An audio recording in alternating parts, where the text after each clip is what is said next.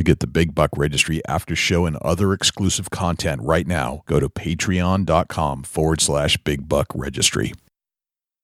Today on Deer Hunt. You've probably heard the phrase, it's not practice that makes perfect, it's perfect practice that makes perfect. So when I practice with awareness, like we said before, of my body and of my positions and movement patterns, when I practice that way, then that's going to refine it and make it my automatic go-to. So when you're in the shot or when you're in the woods, those things just happen. That's where your mind should be.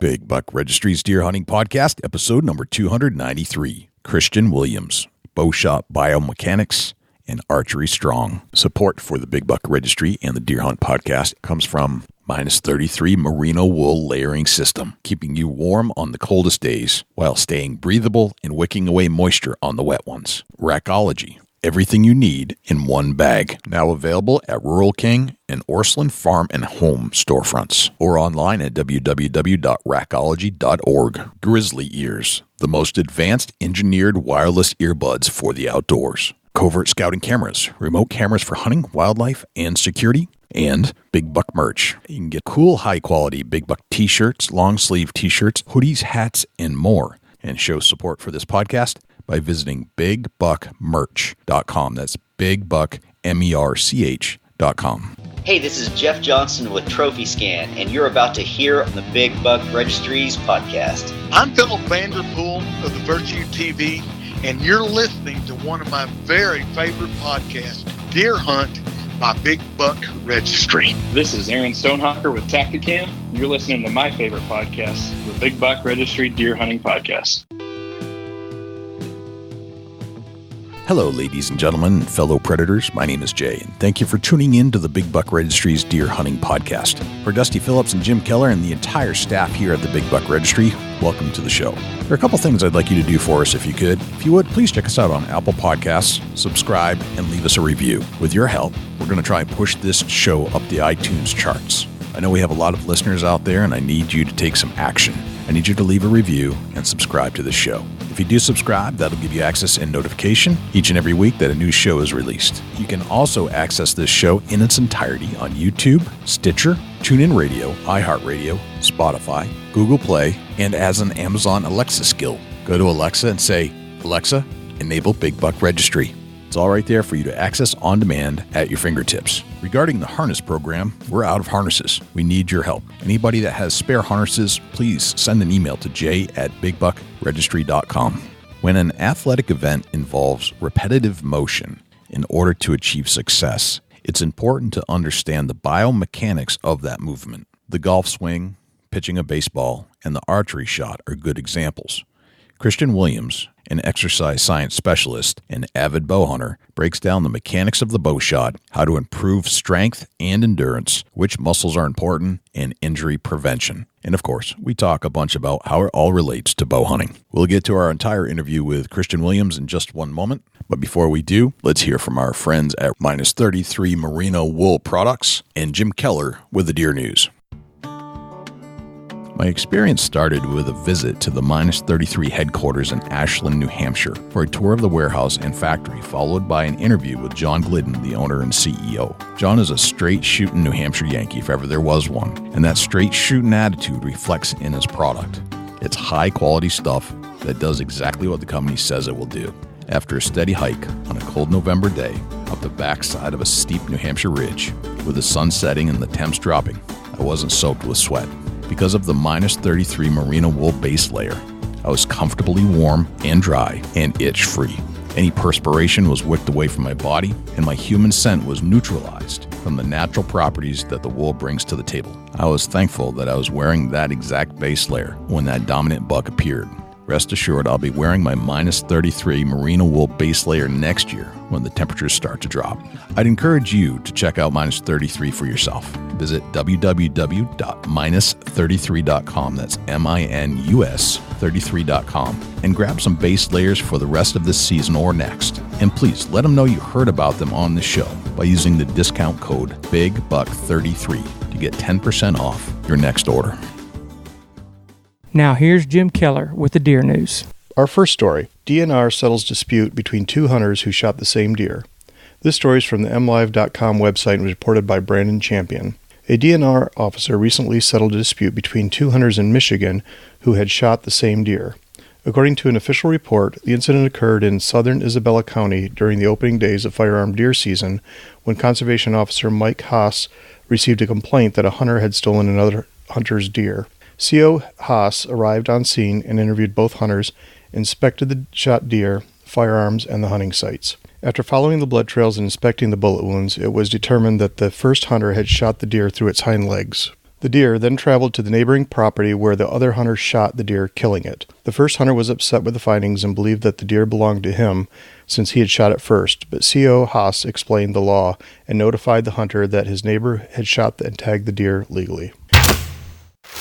In a first, researchers find CWD prions in deer semen. This story is from the Milwaukee Journal-Sentinel website and was reported by Paul A. Smith. For the first time, researchers have documented chronic wasting disease prions in semen from white-tailed deer at U.S. deer farms, according to a recently published paper. While further work is needed to determine if the prion containing semen could infect another animal, the finding could have major implications for the captive cervid industry, which relies heavily on shipments of semen for artificial insemination. A variety of state and federal regulations seek to prevent spread of the disease by prohibiting transfers of CWD-positive live deer or carcasses. However, no restriction is currently placed on movement of deer reproductive tissues or fluids. A single straw of semen from a choice buck can sell for more than $10,000. The study, published December 30th in PLOS 1, was conducted jointly by researchers at the University of Texas Science Center, UT Health, at Houston, the Prion Research Center in Colorado State University, and the U.S. Department of Agriculture. Despite more than 50 years of research on CWD, the exact events involved in its transmission in captive and wild animals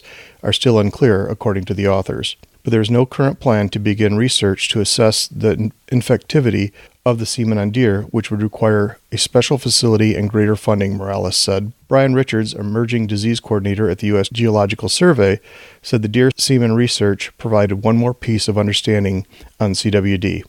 Like so many findings, it also leads to more questions, he said. He would want to know, for example, if semen with CWD prions is capable of infecting a doe it is placed in, and if it could result in an infected fetus. None of this is inexpensive, and it's not quick, Richard says, but no one, not any longer, can dismiss its importance to the health of deer inside or outside the fence. Missouri increases feral hog elimination efforts, adapts strategy for 2020. This story is from the Missouri Department of Conservation website. The Missouri Feral Hog Elimination Partnership eliminated 10,495 feral hogs from Missouri in 2019 and will increase its efforts in 2020 as multiple agents work together to eliminate feral hogs from the state. Feral hogs are invasive, destructive pests that roam wild in certain areas of Missouri and other states. They're aggressive animals known to prey on turkey poults, fawns, freshly seeded fields, full mature crops, as well as other wildlife. They're known to carry diseases which can be transmitted to humans, dogs, and domestic pigs. Increased efforts include a workforce focused on feral hog elimination in key areas, including Mark Twain National Forest lands, beginning in late January. Although the feral hog problem in Missouri increased in the 1990s, when hog hunting for recreation gained popularity, DNA research suggests that feral hog populations has since spread via truck and trailer, not through a natural migration of the species. As groups began raising and promoting European wild boar for hunting, some of them were released intentionally on public land. Even 2 feral hogs introduced into a new area is a big problem because they're highly adaptable and prolific breeders. Their numbers grow at an alarming rate. One sow can give birth to 2 litters of about 6 piglets twice per year, resulting in a population growth rate of about 166% per year. Report feral hog sightings or damage and learn more about feral hog elimination at www.mdc.mo.gov/feral hogs. That concludes this week's edition of the Big Buck Registry's Deer News. Special thanks to Tim Donzie, Daniel Applebaum, and John Geis for leads on the stories this week. For links to the stories featured this week, please check our show notes at www.bigbuckregistry.com. If you have any ideas for future topics or have questions about any of these topics, please email me at jim@bigbbuckregistry.com. For the Big Buck Registry, this is Jim Keller with the Deer News. Thanks to Jim Keller for the Deer News. Without further ado, here is Christian Williams. Christian Williams, welcome to the Big Buck Registry's Deer Hunting Podcast. How are you, my friend? I'm doing well, Jay. Thank you. Thanks for having me. I'm looking forward to talking. It's my pleasure. I've been following you on Instagram for a while, and you've intrigued us over here. You've touched on some biomechanics of the bow shot that I don't see delved into very deeply the way you do. Yeah, thank you. Yeah, I'm trying to approach things in a way that sheds a little more light into what's going on behind the bow, in a sense. So meaning with the human body, the archer, and how we can do everything from optimize a shot, prevent injury, reduce pain for those folks that do have shoulder pain and do have shoulder issues when they shoot. So it's a biomechanical approach, I guess, to archery, as I'll sometimes describe it. I like that approach. I like the biomechanics of things. And there's anything you do that's athletic, right? Whether it's shooting a basketball, throwing a baseball, hitting a baseball, golfing, throwing a frisbee, archery, it's all got some kind of biomechanical system that you kind of have to subscribe to in order to get it right. Sure. Yeah, I think that there's a lot of bases that are missed, and a lot of key principles that are missed if we don't consider it. What I like to compare it to a lot of times is if you take those other sports, whether it be golf is a big one, baseball, particularly pitching, is a big one. We've crossed over the line in those other sports a little while ago in getting to a more biomechanical approach, considering the human body on a much deeper level. And then from that, looking at how we can train the body outside of the sport to, again, be better through the shot, right, performance, injury prevention, all those things. So I think it is a big component, and that's part of what drove me to start diving into this, is I hadn't seen a lot of consideration. There's obviously a lot of awesome information out there about equipment, and even archery coaching and technique and those sorts of things. That's been covered really well and continues to be covered well. But that biomechanical side and considering the actual archer seem to have been missing, right, at least to me. So I've tried to shed a little light on that, and it's been fun and a lot of positive feedback, and learning more every day.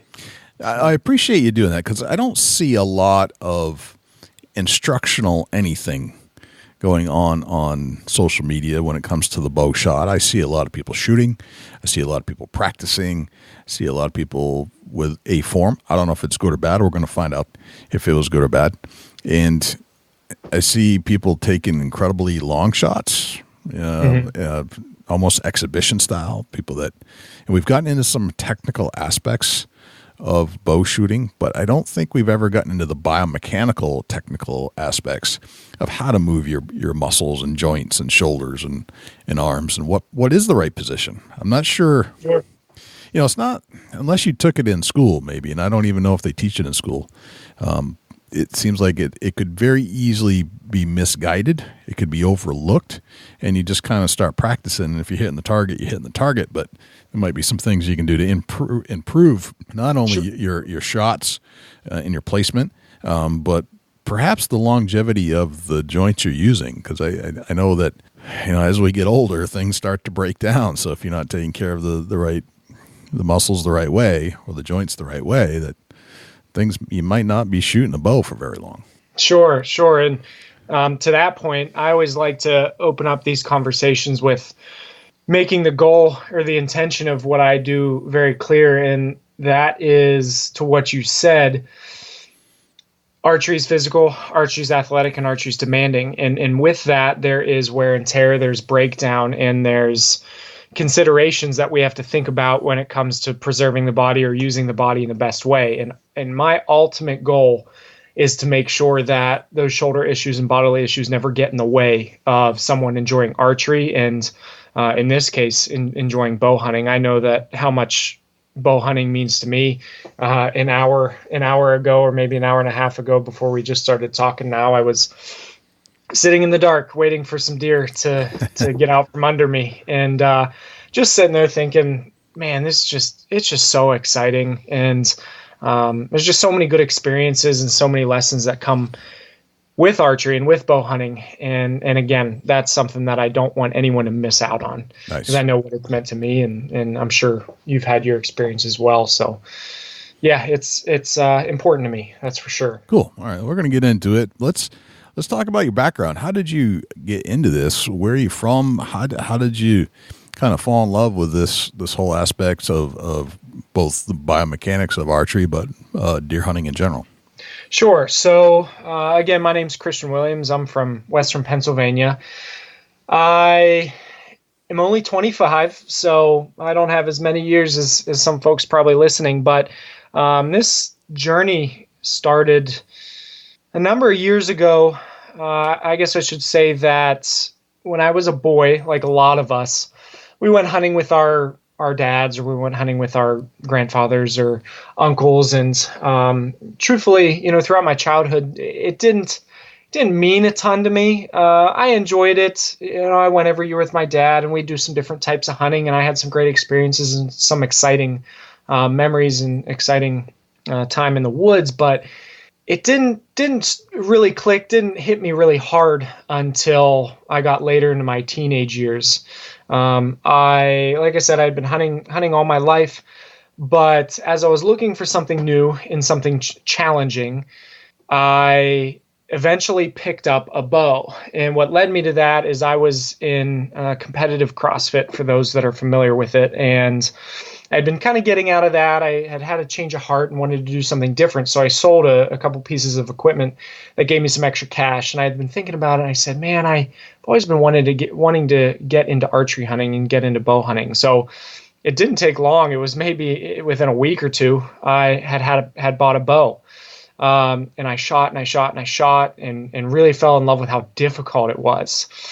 So in the meantime, while that was happening and I was starting to get into archery hunting and archery in my teen years, I was also going to school for exercise physiology. So after 4 years, I had gotten a degree in exercise physiology, which, for those that don't know, that encompasses everything from the biomechanics of the body, heavy in anatomy, looks at different sports performance and injury prevention. So that gave me a good foundation. But what really set me up to do what I'm doing now with Archery Strong is, while I was in college earning that degree, I worked at a sports injury office called Next Level Spine and Sports Injury Center here in north of Pittsburgh. Wow. And I worked there for about 5 years. Again, I started that during college and continued to work that out of college.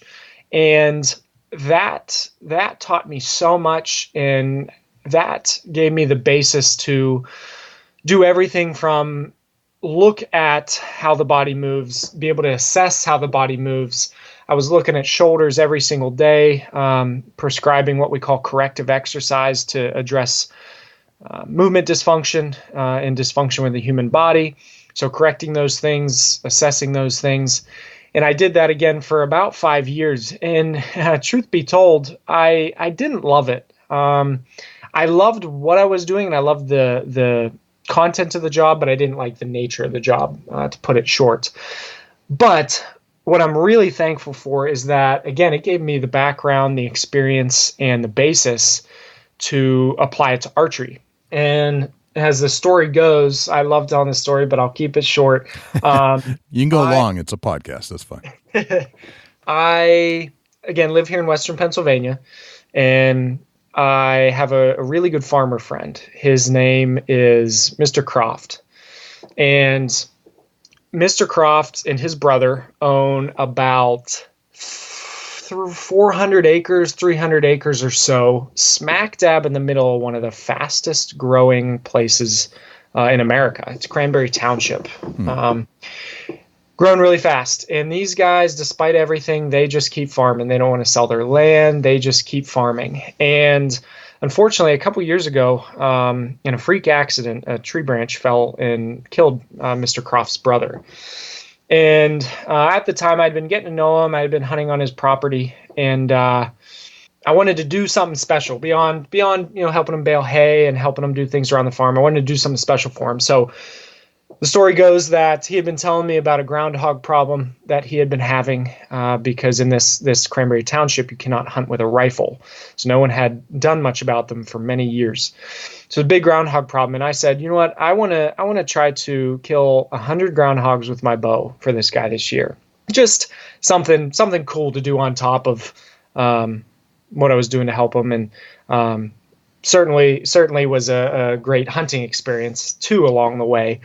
But as I was doing that and I was going throughout the spring and the summer trying to get rid of these groundhogs with my bow, I was shooting a lot and I was hunting a lot. And I was working the sports injury job at the time, and I just started to think that there's got to be a way that I can, with as much as I'm shooting and practicing to do this, to meet this 100 groundhog goal, there's got to be a way to make sure that I can keep shooting and I can shoot the volume of arrows that I'm shooting without having an issue. So I started to think about what I was doing at work with the corrective exercise, movement assessment, and injury prevention and pain relief.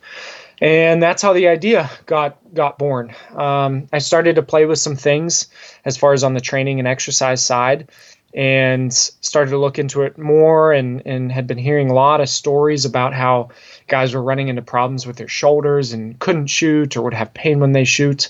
And I ran with it. I remember the fall after that spring and summer when I had been hunting those groundhogs, I was at my favorite farm in the world here in Mars, Pennsylvania. And I was able to harvest a doe one night in October. And I called my dad and I was so excited. And afterwards I was just thinking, man, this means so much to me to be able to be here, having this experience on this farm, calling my dad about this successful hunt. I don't want anyone to ever have to miss this or give this up. And that's when I had the idea, and that's when I really ran with it. So I had this combination or perfect storm of an education, a job experience, and then a real passion for bow hunting to combine them all together. And, truthfully, I didn't really put a huge emphasis on whether I thought it was going to be a successful idea or whether I thought there was a huge need for it. But I thought that it was a possibility, and I ran for it. And just over 2 years later, here we are. Gotcha. That's a great background. So it started back in college, and then you found some common ground, and it sounded like you found something that although the original wasn't all that where you wanted to be, you found some ways to help people. It sounds like in a field that you really like because of the deer hunting. That's really cool. Yeah. Thank you. It's been an exciting journey so far. That's for sure. Very nice. Well, I'm hoping we can enlighten people that are listening to this to kind of break down your background certainly filled you in on a lot of the other things that you should probably think about from time to time as a archer of some sort. I think these things get overlooked. I don't think we think about, I should have my arm in a certain spot or whatever. Unless you're a competition archer, you're just trying to make the kill shot. So I guess you don't have a lot of time to think about everything, but maybe you can go into some ideas of how can we. I've heard this term a lot, muscle memory. How do you get to that point where it just feels natural but that you can still identify if you're off?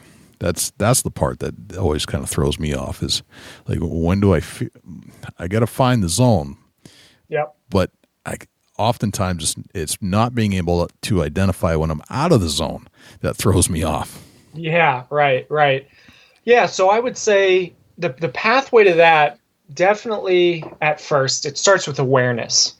And what I mean by awareness is awareness of the possibility for your body to be in a bad place with function and to be in a good place with function, or you could say a bad place with performance or a good place with performance. So just being aware that that's even a thing, right? Because, to your point that you had just mentioned, a lot of us don't think about it. And I will absolutely say that there are times where I just pick up my bow and I go outside, or I set up in the range and I just start to shoot and I don't think about it. So awareness is the first thing, because if there's a problem or if there's a solution, you have to be aware of it first, if that makes sense. Absolutely. So being aware that there is this biomechanical side to archery. And like I mentioned before, we've looked at it, and it's highly trained and highly valued in other sports like golf and baseball and whatnot. So being aware that archery is the same realm. It's heavily dependent on the human body, and it's something that plays a really important role, because the bow doesn't fire without the archer, without the human body. Right. So I would say awareness is first. And then after that, once someone's aware of that biomechanical side, then it comes down to education. So education is next, in the sense that an archer can begin to learn the different parts of the body. And obviously everybody knows I have my arms, I have my shoulders, but the different parts in a little bit more depth, as far as what does a shoulder look like? If you probably ask the average person, well, what's your shoulder? They just say, I don't know. It's where my arm connects. Right, and right. There's a lot of detailed anatomy in there. And once you really get in there and you start to learn about the shoulder, at least to me, it's really fascinating how our bodies in general were created, but more specifically our shoulders. It's a unique structure, just like any machine. If you look at your car, or you look at your chainsaw, or whatever it might be, there are specific structures that do specific jobs. And as you lay a foundation of what are these structures, what do these structures do well, what do these structures not do well, what is best for them, what's the least effective thing for them, all those different things start to lay a foundation for understanding what is going on when you're shooting your bow. Now, the hard connection, and that's where I try to help people, and that's where I really try to educate through different social media and podcasts and articles and those things. The hard connection to make is looking at, okay, we have the shoulder, I kind of know what it does, but what does that mean for archery? And that's where I've tried to come in, is look at the anatomy, look at how that shoulder was designed to function, and say, okay, this is something that you can get away with. This is something that may not be good. This is something that you want to strive for, and start to divide that into all the categories, whether it be the draw arm, the bow arm, and start to gain a better understanding of what's going to be best for the shoulder, not only from a protective standpoint, but also from a performance standpoint, and further on going down the line. So once you have that awareness of the biomechanical side, you start to become more educated and understand the shoulder structure and how it functions. And then we can start to build on how it applies to archery. After we apply it to archery, then you can make the connection between, okay, this is how the shoulder is positioned, this is what I'm feeling, this is what I should be feeling, should not be feeling, and you connect it on a personal level, I guess is the best way to put it. Okay. And you start to take ownership of what you're feeling and what you're doing, because now you've developed an awareness, you've developed an understanding, and now you can execute it or practically act upon it in your shooting. Okay. So how do we break that down through audio to describe where you start, what are the little things that matter, and what does it feel like when you're feeling it? Yeah, so the simplest way to me to explain it, or to try to understand it, is that you're essentially, when you're shooting, you're pulling against an immovable object. So, a good example is when you start your lawnmower, your push mower. The immovable object is the mower, because it stays on the ground and it stays stationary. Mm-hmm. And then you pull on that string, and that string moves. So in a sense, the bow is the immovable object. And in order to have an immovable object, you have to have a force that's keeping it in place. And in the case of archery, what we call the bow arm, or the support arm, which is holding the bow, that is going to be stabilizing, that is going to be bracing. I often compare it to a support beam. That support beam not only needs to be solid, like we just said, but it also needs to be positioned in a sense. So if you think about setting a support beam for a house, that support beam can't be leaning.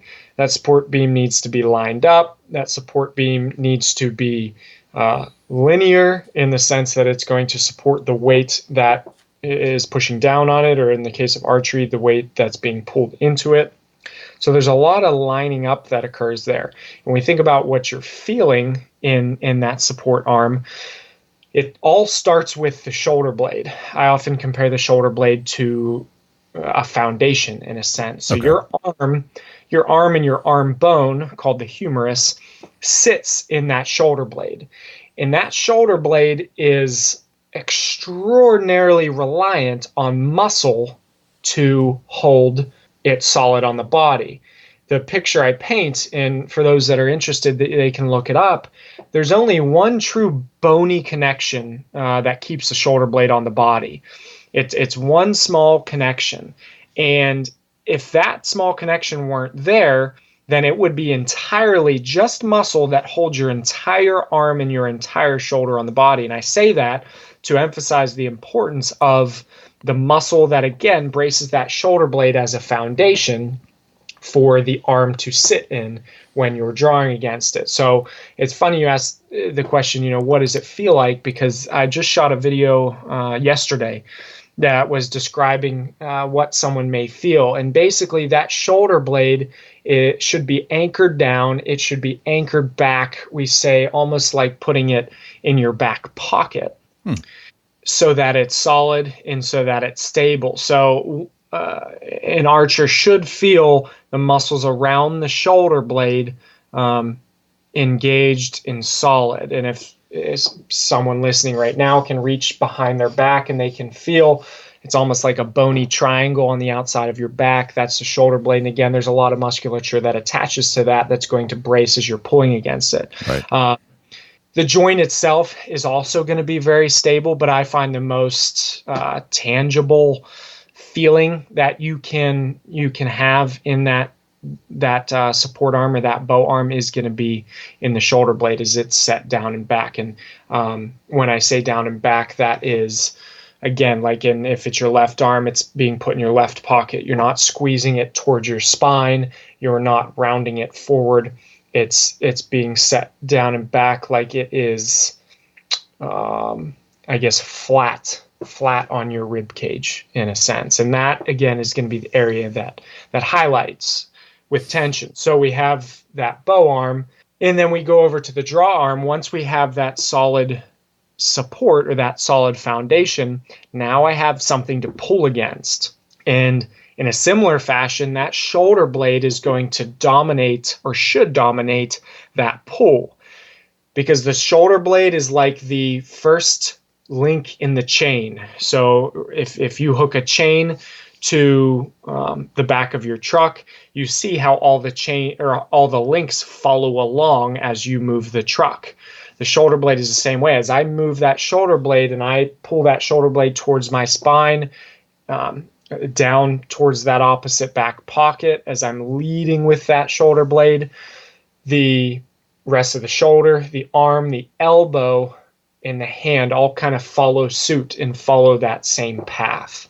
And that, hopefully in a nutshell, is an understandable description of that. Okay. And I understand that, because you are working with a body part where there's not a lot attaching it. If you ever took the front shoulders off of a deer and when you're a butcher. Right.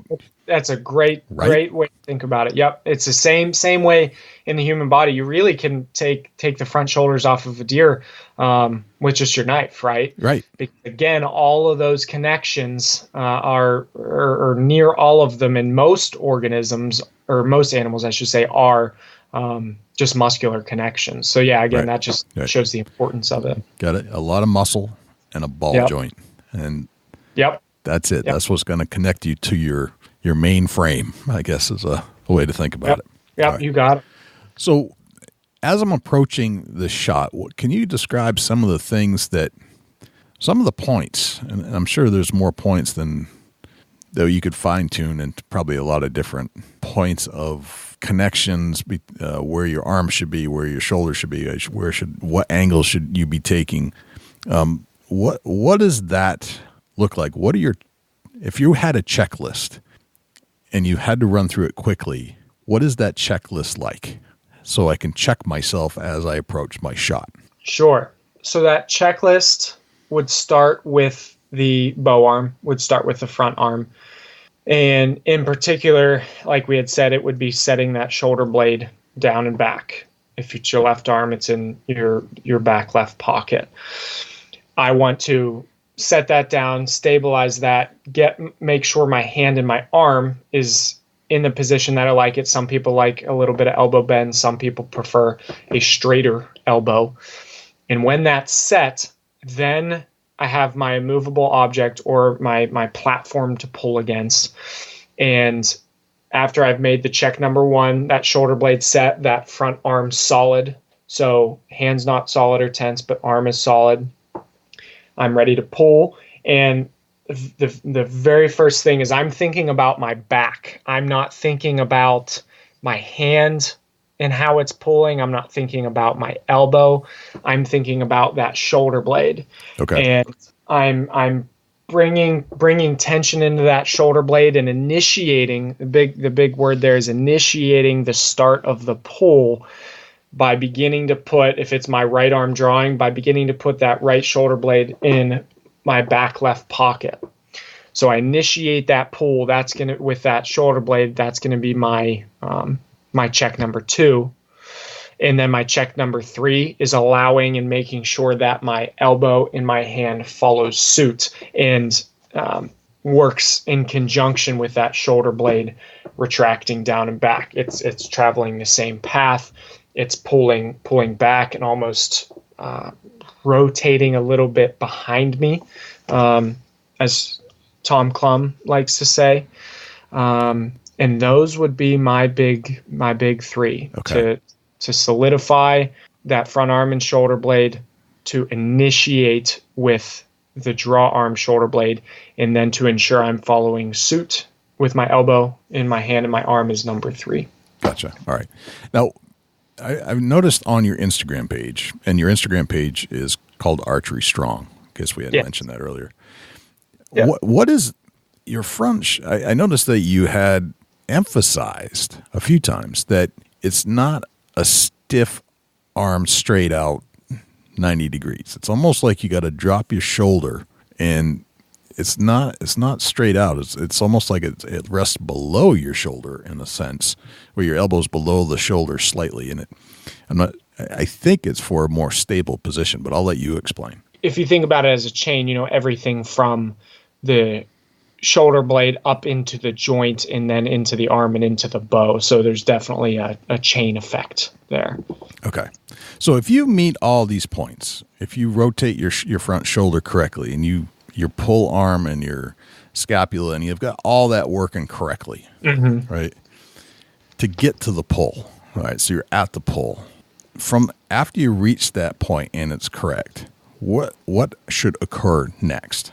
We're starting the pull here, or we have pulled? You've pulled back. Okay. So a lot of what's going to happen there once you've pulled back, and we're going to say that we're correct, is a lot of maintenance. So maintaining position, where just because you've started something one way doesn't mean it's going to continue that way. A lot of times it does, and it should. That's the goal. Start something a certain way and maintain it as you go. But going back to that word awareness, there has to be some awareness of what position is your body in, and is it leaving that position? Because when you think about holding a bow or aiming, or even just after you've accumulated some shots, that fatigue is going to play a big role, and it's going to be a thief of good position in a sense. So largely in the front arm, when we're talking about the bow arm, the support arm, that's going to be all about maintenance, maintaining that shoulder blade down and back away from your ear, maintaining the upward pressure on the bow from the shoulder and into the hand. maintaining that bow arm. As far as the draw arm, right, you hear a lot about back tension and different things like that. The feelings of back tension vary between people, but back tension is going to heavily involve the position of the shoulder blade and the position of the elbow. So both of those things, in some sense, need to be behind a line. If you drew a line from your bow hand to your, or we'll say from your bow hand straight up your arm and straight back through both your shoulders and kept going, that shoulder blade should be behind the line and that elbow should be at the line, pretty darn close, and depending on the other positions, maybe even a little bit behind. So again, Tom Klum, a recurve coach that I've talked with a couple of times, he describes it almost as rotating backwards. So again, we're talking about the elbow and the shoulder blade. So that elbow is not forward, it's not going out in front of you, or I guess it would be away from you. It is being pulled back, and that is an interesting two-way relationship. And what I mean by that is when the elbow stays back, the shoulder blade is going to be encouraged to stay back as well, and then vice versa. If we now talk about the shoulder blade, that shoulder blade should continue to squeeze towards the spine. Okay. It should be engaging towards the spine. So if someone were to look up the back and the shoulder blades, the inside of that shoulder blade, that's kind of the sweet spot, the hot spot that's pulling towards the spine. And in that two-way relationship, when that shoulder blade's pulling towards the spine, that elbow's also following suit, like we talked about in the draw as well. So again, they kind of feed each other, and they kind of work together and work in conjunction to maintain that tension, to maintain that pull, because we need some pull there, pulling against that immovable object to create stability. Okay. And this, I'm not quite sure how to phrase this, but how much is too much? Or can there be too much of that pulling towards the spine? And what I mean by that is relate it to throwing a baseball, for example. Mm-hmm. They say that you should throw 85% of what you can because you lose control if you go beyond that. Yeah. How does that relate? Yeah, I think that's a great question. One important variable to take into account there is the bow. So it depends on the let off. In a compound bow, it depends on the weight of a recurve bow, but in general, to your point, it doesn't need to be excessive. Okay. It certainly doesn't need to be with all your might. It needs to be enough that you feel stable, you feel like you're pulling into that back wall a bit. I personally believe that that's going to vary between people. You certainly are not going to take 10 good archers and find that they all are pulling the exact same amount into that back wall and at the end of that draw. I think that someone has to feel out, okay, I feel more stable, or I feel stronger, I feel better in my shot when I pull a little bit more with that shoulder blade in that elbow, where some people may feel a little bit better if they pull less. You also take into things into account like the release aid, depending on whether someone's shooting a back tension release, a thumb release, an index finger, etc. So that plays a big role. And then fatigue too. So just by the nature of using muscle and using it a number of times as you shoot, those fatigue levels are going to change based on how you're holding at full draw and pulling. So there's a lot of things that go into it, but to sum up the answer to your question, it shouldn't be a ton. It shouldn't be very little, but it should be something that someone feels comfortable with and feels stable with. Okay. Which brings me to my next question. When is fatigue? So, we talk about, and I've talked to different guys shooting, whether they know what they're doing or not, I don't know, but you shoot, I've heard the theory where you shoot one arrow at a time. I shoot 10 arrows at a time. I shoot 200 a week, or even just in the moment, when do you start to recognize that it's fatigue and that I need to either let off so that I can regain, or whenever you shot too much, Mm-hmm. I don't know if there's such a thing, but what is fatigue in archery, and does it exist? Yeah, I absolutely believe it exists, and I absolutely believe that it exists on a spectrum. So fatigue can be increased, fatigue can be decreased, fatigue can be maintained largely, and we see that in all training, in all other sports, and in all other actual sporting events. So I think it definitely exists. And what I mean by it exists on a spectrum is that, in a sense, after your first 2 arrows, there is some level of fatigue. Down on a cellular level, there are things that are occurring within the muscle tissue and within the nervous system that are starting to change. Now, that change isn't going to be noticeable for 99% of shooters after a few arrows. It's as that fatigue accumulates that you reach a threshold in which you start to feel and you start to notice that fatigue affecting, number one, your shot, meaning the actual outcome of your shot. And then number two, the feeling behind your shot, or the perception of your shot, meaning I'm starting to get more unsteady. I'm having a hard time drawing, or a harder time drawing. I'm having a harder time holding my bow, holding that pin on target, reducing pin float. I'm getting more pin float. So all of those things are different measures of feedback that are saying you're at a mild state of fatigue, you're at a moderate state of fatigue, you're at a severe state of fatigue. So again, you're judging your fatigue based off of what you're feeling in your shot, and then second, the outcome of your shot. So as one fatigues, we're simply not going to be as accurate anymore. Okay. All right. So how do you increase your ability to not fatigue as much? And I'm assuming that just shooting your bow all the time is probably not a great idea. I assume that there are other exercises that we could do. Maybe I'm wrong. I'm going to turn to you for this.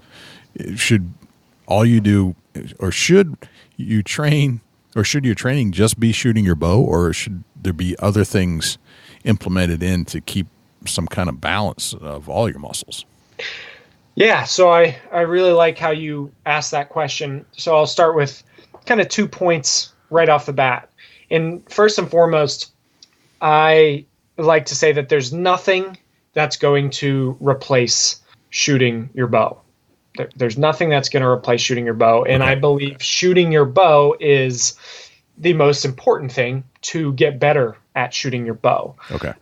Shooting your bow progressively, meaning shooting more often, shooting more, is going to be a very effective and very important way to build endurance and to build stamina and to decrease fatigue, in the sense that when I started, I got fatigued after 20 arrows. Now, as I've shot my bow more, I get fatigued after 60, something like that.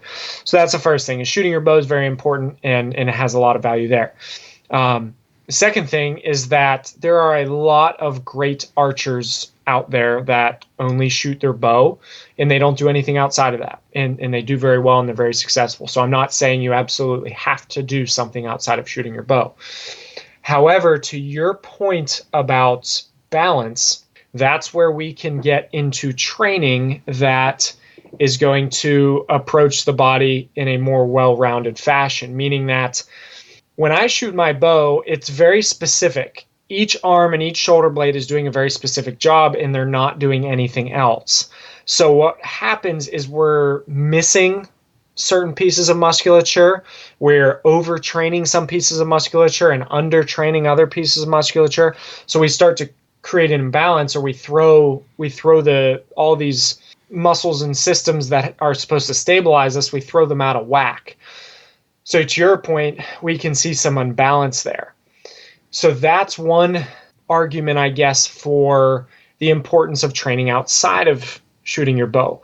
A cross example is you take a baseball player or a pitcher. When that pitcher throws that ball, they're heavily relying on certain muscles, and they're not relying much at all on other muscles. To throw a baseball heavily involves internal rotation of the arm.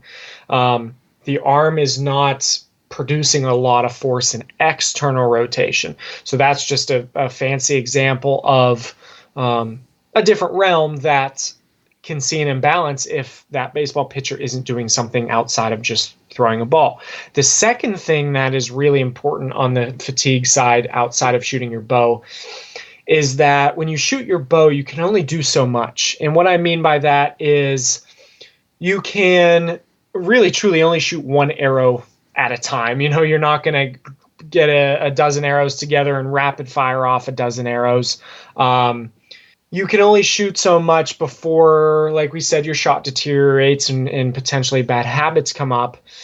And then lastly, your bow only offers so much challenge. It's the same weight, it's the same shot, it's the same motion, and many people can probably understand the idea that our bodies adapt very well. So if you're only shooting your bow, yes, if you shoot enough, it's still hard, but you're not pushing past that threshold that's going to cause change. It's like if someone started out by running 3 miles. The first time they run 3 miles is going to be massively challenging. Second time, it's massively challenging. Third, it's massively challenging. It starts to get a little bit easier each time. Eventually, that 3 miles is the same 3 miles. It's the same, even the same road they're running. It gets to a point where it's not going to cause any change. Sure, it still feels challenging, but it's not going to cause any change on an adaptation level when we get down to the muscle and the nervous system and how it holds and how it performs and holds tension and all these things. So where I'm going to with this is that when you can do training outside of shooting your bow, we can overload the system. We can give the muscle and give the body more stress and more demand than we can just by shooting more arrows or by shooting the same arrows or by shooting the same bow. So by going in a different realm when it comes to exercise or comes to training outside of shooting your bow, we can overload with tension, with weight, with endurance and holding and different things like that. That is going to be a level, we'll just say for the sake of it, level 10 of difficulty. And now all of a sudden it's going to make the level 5 difficulty of shooting a bow that much easier. Going back to the example of running, if now we ask that person to do even the 3 miles, but they do it on an interval basis where they run extra hard and then they come back to a little bit of a lower intensity. Or maybe we do increase the mileage, or maybe we increase the frequency. So we're changing these things up that are going to push the archer past the threshold of what they can just achieve with the bow. Gotcha. Okay. That makes sense. That makes a lot of sense to me. So now the way I look at it, there are two different archers. There's the archer that wants to be prepared for the one shot, for the kill shot, or maybe you shoot at multiple deer. They're the ones that like the competition, where they like to get out and shoot repetitively. Sure. Right. So how, if you're just that guy that's looking to hunt, where you just need that one shot, and you're not the guy that is going out on weekends to 3D archery ranges, or you just like shooting. Because I like shooting. I do it just for fun. It's somewhat to prepare myself for the hunt, but I just enjoy it. Yeah. But I guess technically we don't necessarily need to do all that. What's your perspective? Do we need to train endlessly for that one kill shot, or how much is enough? I'm laughing over here to myself because my honest answer that I want to say is go shoot more doe. Yeah. Truthfully is my honest answer. I think that yes, all these different things that I'm talking about is great preparation and can be really important for that one kill shot. But in a scenario like that's someone who's a diehard bow hunter, I think one of the best things you can do is shoot more doe. putting yourself in that scenario that is so unique in it, no matter what anybody says, there's nothing that can perfectly replicate or perfectly mimic what it is like to be in the woods on November 7th and you hear a grunt coming down the ridge and you see tines and you're mentally preparing. So just to the things I was talking about earlier, I'm somebody who I love the process. So I love to do everything I possibly can. My weightlifting fuels archery. The shoulder specific work I do fuels archery. My practice in the backyard fuels archery. I do everything I can. I almost feel like I train like a competitive shooter, but for the archery season. Do I have to do that? No, I don't think I do. I think I could certainly get away with less. I know people who get away with less, but to me, I like to do as much as I can. So again, I do that, but on the as far as preparing for that one shot, what's really, really important, I think some quality practice and get out and shoot more doe. And that's back to my story about the groundhogs. That's one reason that I do that is practicing on a moving target. Now, last thing I'll say is that if I had to put a number on it, I think for the average archer who's a serious archer, would really benefit from accumulating about 100 arrows a week. Maybe we'll say every other day they shoot 30 arrows. I think that's a good middle line. I don't think it's asking too much, and I don't think it's too little either. But I would say, well, in my opinion, it should be year round, but especially leading up to the season, that would be, and again, that's a ballpark number. Don't hold me to that. I know that you could absolutely make cases for more or less, but just to simplify it. Okay. So we've kind of talked about the biomechanics of the shot. We've talked about some of the preparation, keep your muscles in tune, and if you're shooting more or less, or just making sure that you can at least train. But then there's the psychomechanics of the hunt, which goes to your point of, hey, you should shoot at more does or shoot more does. That helps. But how do you train your body to get this muscle memory so tight that when your head is about to explode because you see this giant buck walking down your trail, how much do you have to do to have your muscles overtake your brain? A lot. I'll start by saying that in a moment of truth like that, maybe it's just my opinion, but you're probably not, and you shouldn't be. You most certainly shouldn't be thinking anything related to your body. I'm never going to tell someone that, when the buck they've been waiting for all season is coming in, that they should be thinking about this shoulder and that shoulder. That's not the case whatsoever. You had used the word muscle memory, and that is a common phrase you hear. And what that truly means. I don't know if that's a true thing. I've heard is it real? Is it not real? I don't know. Yeah, well, your muscle doesn't have a brain, so there. I guess I don't like to get real nitpicky on wording, but it's probably a bad phrase because then people start to think that your muscles remember things. But what it really is what's called automaticity, and that's I guess a version of saying automatic, and meaning that you have trained your nervous system to control your musculature the same way every single time. So the best example that I have is if we think back to like the Karate Kid, Mr. Miyagi, right? Wax on, wax off, or the new Karate Kid was taking on and off his coat.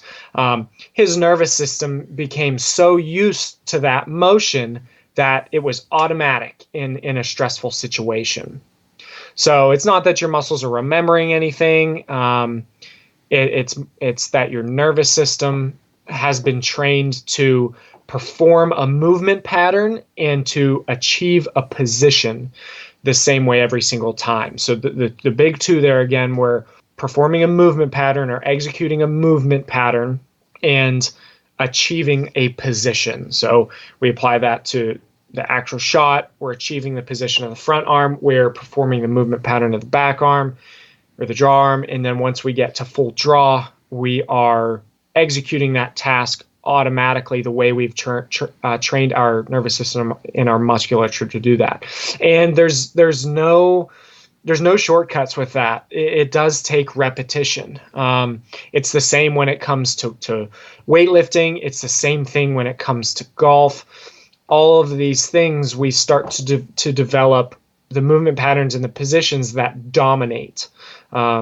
So you can have someone that ingrains bad movement patterns and positions, and that's their automatic. You can ingrain good movement patterns and positions, and that's your automatic. It takes repetition, and you've probably heard the phrase, it's not practice that makes perfect, it's perfect practice that makes perfect. So when I practice with awareness, like we said before, of my body and of my positions and movement patterns, when I practice that way, then that's going to refine it and make it my automatic go-to. So when you're in the shot or when you're in the woods, those things just happen. And then we can think about what's more important in that scenario, in my opinion. And that's everything from right shot angle to whether or not I need to stop this deer, whether I think this deer is going to duck. Should I let him go farther into the lane? Should I take the shot when I get it? All those different things that you're thinking about, that's where your mind should be. Okay. So let's take this to another level. You've practiced endlessly, but what you haven't done is you haven't practiced on the ground, in the ground blind, off the ground, where you're up in a tree using some kind of a platform, or even doing some kind of hanging from a tree through with like a saddle system. Yeah. Where does it start to break down beyond getting too used to shooting on the ground? Should we be always performing in the tree at the level that you're going to be hunting at, or does it all help? Yeah, I feel that it all helps, because when you think about what you're going to do for that day of shooting, you may or could benefit from having a goal, and the goal may be different every day. So for instance, when I think back to August and September, when I was really starting to think about practicing specifically for archery season for whitetail, I was spreading myself between shooting elevated, and I have a ladder stand in my backyard about 18 feet up. So I was shooting from that some days in an effort to mimic the shot mechanics and mimic the shot situations that I would see. So I was practicing from that, practicing seated, whether that's from a blind or whether that's hunting off the ground. And then I was also just shooting normally, just standing on a level surface, shooting flat, in an effort to just go back to the basics and make sure that my shot mechanics, without any external influencers as far as position and whatnot, make sure my shot mechanics were sound. So I think that it all helps, and it all depends on too what someone feels they need to work on, where someone's confidence lies, how they're going to be hunting. But I think that it's all important in the right time and place, and that it should have some reasoning and some backing behind it. And again, that's what's the goal? What do I need to work on? What's most important to me right now for where I'm headed in the near future? Okay. So then the final aspect of this, let's say you shoot enough, it's repetitive, you've trained your muscles to overcome any psychological challenges you might have trying to keep yourself calm. You train from different heights, or you train from different hunting scenarios. You've got your front arm right, you've got your front shoulder right, you got your back shoulder right, and you're hitting the target. What do you aim at? What is there a certain point on a target that you should aim at? And going back to that other question is, how many arrows should you shoot at a time before recovering in between shots? The first question that I'll ask for clarity is, are we talking about a whitetail target as far as the placement of the shot, or what are you thinking as far as like just a block target of some sort? Where are you aiming on the target? repetitively, should I move points from one point to the next? Should I keep trying to hit the same spot? And then bring it into, am I just aiming small, no matter what it is, and just trying to make sure that where I placed it is where it ends up? And if it isn't, I have to make some corrections. Is it me? Is it my equipment? How do you start to kind of break it down if you're not hitting the spot that you want to hit? Yeah, I normally, for myself at least, abide by the rule that 90% of the time or more, when I'm not hitting where I want, it's normally human error. It's easy to want to go to the equipment and say, oh, did I bump something? Is this off? Did this change? Did that change? More often than not, at least for me, I find that I'm making some fault, whether that's with my anchor point, whether that's with my grip, or whether that's with my release. So I look to myself first. I go into those different variables as far as my hands, my anchor points, how I'm releasing, and I try to check them off a list. And I say, okay, I feel that this is where my grip needs to be. Okay, check that. Check my anchor point. I feel that that's where it needs to be. Check my shoulder position, see if anything's off there, my head position, and then work my way back to my release and see is something happening there. And to you mentioned about the block, that's a lot easier to identify on a block. I have, I guess it's called the block target, and I like to shoot some of the different size dots depending on what yardage I'm at. Most of my shooting I do is on 3D targets, or more specifically a whitetail. I don't love shooting at a block or shooting at dots. I think it gets me too focused on a spot. I personally am not a big pick a spot type of person. What I find for me just personally is that when I pick a spot, my brain wants to see that spot. So it's really hard to satisfy your brain's desire to see a spot and cover up that spot with your pin, if that makes sense. Yep. So particularly when I'm shooting at a whitetail, I follow that front leg, or I guess it would be if you're looking at a broadside whitetail, the back side of its front leg, the back of its front leg, I follow that up. Once I hit the bottom line of the whitetail, I like to go up 3, 4, 5, 6 inches. Some people call it the pocket. And I like to just try to keep my pins stabilized in that little zone. I don't try to pick a hair. I just like to try to stabilize my pin. I either say to recently I've been saying to myself, commit to it, meaning commit to stabilizing my pin and, give that pin barriers. That pin is not allowed to go outside of these barriers. And I just keep it in there, let that pin kind of stabilize. It'll move a little bit and let my shot break as I build pressure on my trigger. Sometimes I say paint it. I heard that from Taylor Chamberlain of Urban Bowhunter. He says paint it, meaning paint that spot, that area. So that's where I'm at. The only time I really like to shoot a block is if I have to, for some reason, like if I'm shooting in the gym, or most of all is when I'm sighting in my bow. Okay. All right. Gotcha. Very, very good topics all around. And my last question about shooting, and we'll get into some deer hunting strategies and stuff. What distance do you typically practice at? Do you find shooting at actual shot distance, your max, or inside your max is best, or do you practice some of the longer shots to perfect that shorter shot? Yeah, my sweet spot personally is I most of the time find myself at about 30 to 40 yards on a whitetail target. There's the main reason I do that is because I feel it's challenging enough without causing anxiety or without ingraining bad habits as I fatigue, meaning that I like to shoot a lot. And when I do shoot, I shoot a good volume of arrows. So if I'm shooting at 60 yards and I start to sense the slightest bit of fatigue, that really magnifies my pin float and can lead to some anxiety, I think, and almost some target panic in a sense. So right. 40 is enough, 40 more so 40 is enough that it's challenging. I can't just pull up and let the arrow fly and it's going to hit its mark every time.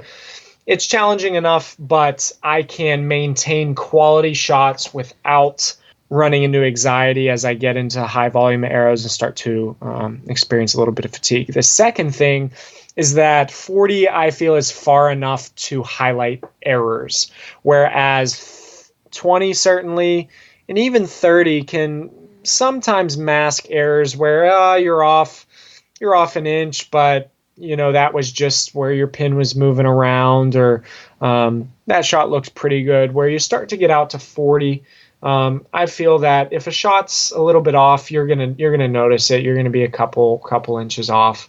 So it magnifies errors and lets me know that something's happening. And then to the last point would be, we talk about the principle of overreaching, going beyond what's going to be required. So personally, just in my experience with the deer that I've killed with a bow, the vast majority of them occur within 25 yards. It just seems to be how it happens. All the bucks that I've killed have been within 20. A lot of the doe have been within 20. So I feel if I practice at 30, 40, 50, that is going to prepare me for those shots. I've heard a good baseline that says half the distance of what you're confident with target practice is your ideal or max distance when you hunt with a bow. So I'll shoot out to 80 yards. My sight bottoms out at 80. I can't shoot any farther past that. I shoot out to 80 yards. The farthest I've ever taken a whitetail is at 34 yards. So I'll shoot out that far because, again, it magnifies errors. It's a good challenge. It teaches me. But that's not my regular. I'm not doing that every day. I prefer those middle ranges. They're going to be a little more quality, I think. Gotcha. That's a great rule of thumb. I haven't heard that, but that's a great, I think, design to practice. Yeah, I think that's accurate. Yep. going into deer season, I will be, as far as target practice goes, I will be really confident at 60 on a whitetail target that I can hit the vitals every time.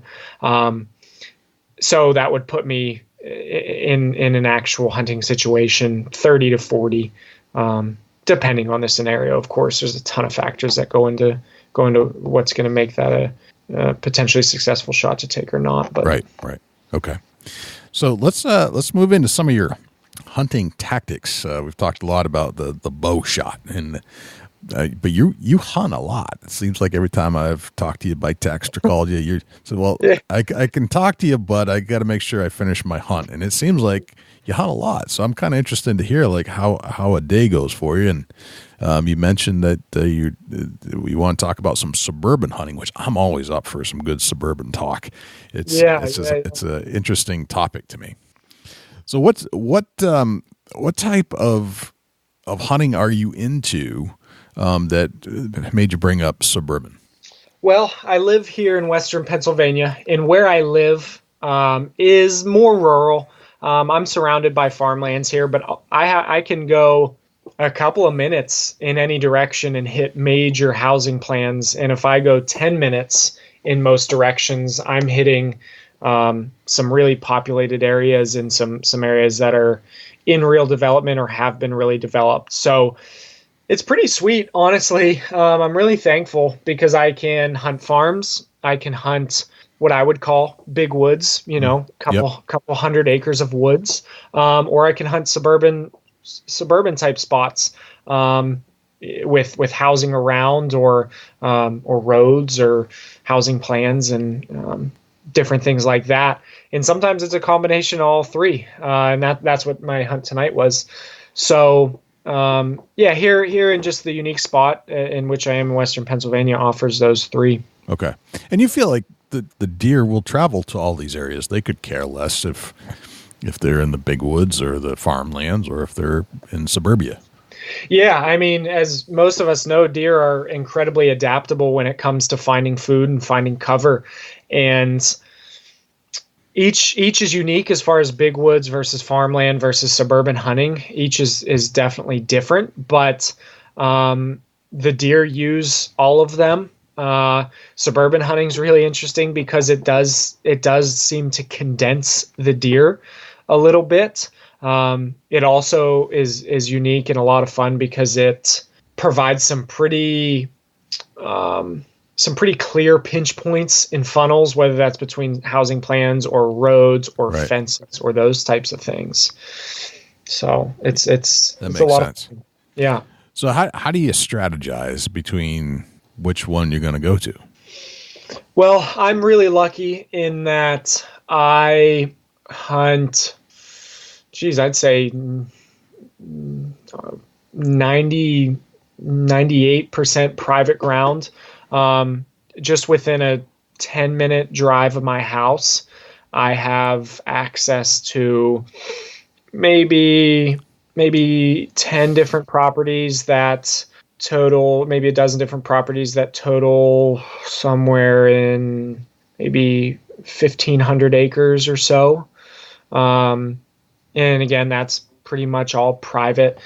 So with all those properties being close, I do a lot of driving. I do a lot of scouting. I do the trail cameras, and I hunt a lot. So I see a lot. I'll see deer crossing the road, and especially this time of year with late season, a lot of it is seeing where the deer are out feeding. You know, I'll go for a drive or I'll take strategic routes home from work or something like that.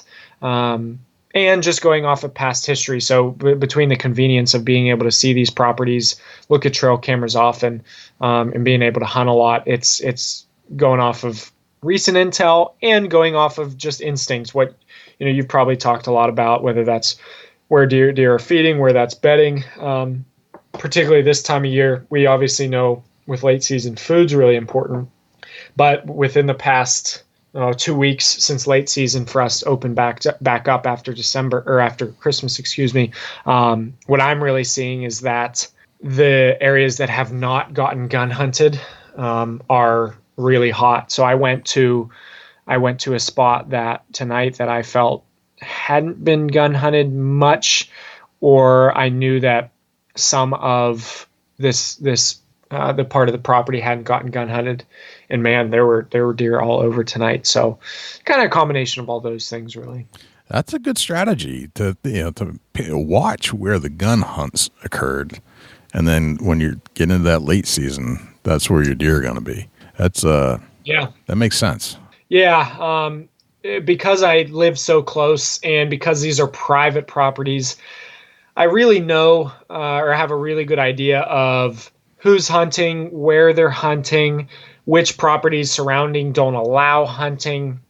So, for instance, tonight I hunted a private piece of woods that is 100 acres on this side of the road. And it does have, I think, a little bit of gun hunting pressure, but I know that there is a couple of acres on the hill that does not allow hunting at all.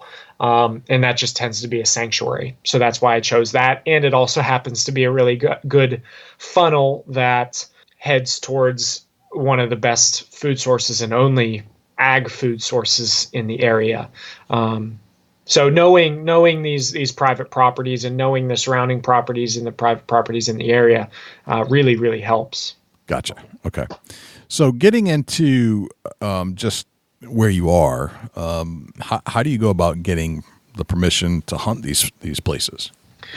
Yeah, so that's something that I feel has really taken some time to develop. And truthfully, I view it almost as like a good challenge. I really enjoy looking at private pieces and seeing how or where I can get permission.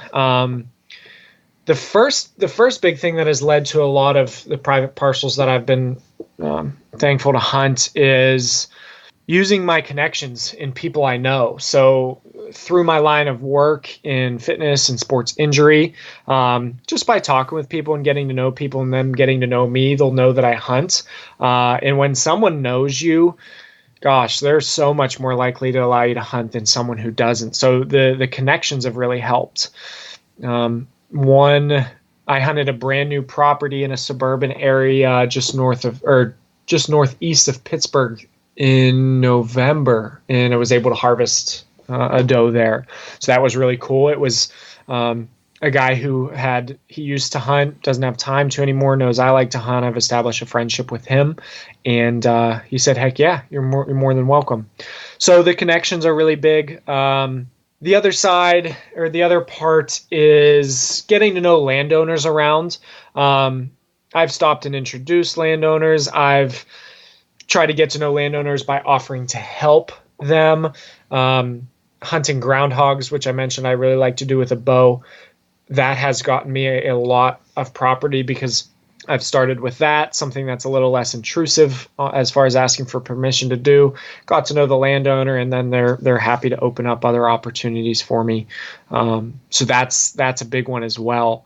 And then I feel that there's a whole art to how you approach asking for permission to a private property. I think being as genuine and as open as possible with them, explain who you are, not just what you want to do, but why you want to do it. So, I just truthfully, I share with the person I'm asking permission to, I share that I love the outdoors. I really enjoy nature. I really enjoy hunting because I feel that it's a challenge and it's a great way for me to obtain meat and to spend time outside. And, I feel that they have an excellent piece of property, and ask if they would consider allowing me to hunt, and just being genuine and transparent. I think people really appreciate that. And I think too, taking the time to actually talk to them and get to know them, as far as not just knock on the door, hey, can I hunt? But if I can, I'll try to talk to the landowner as much as possible before I ask to hunt. Last year, it was funny. I was looking at the maps and noticed a little corner of a neighbor's property that was in a really good pinch point. So I decided, hey, I'll walk over one day and ask. And I ended up talking to the gentleman for about 45 minutes before I even mentioned anything about hunting. That wasn't even really intentional.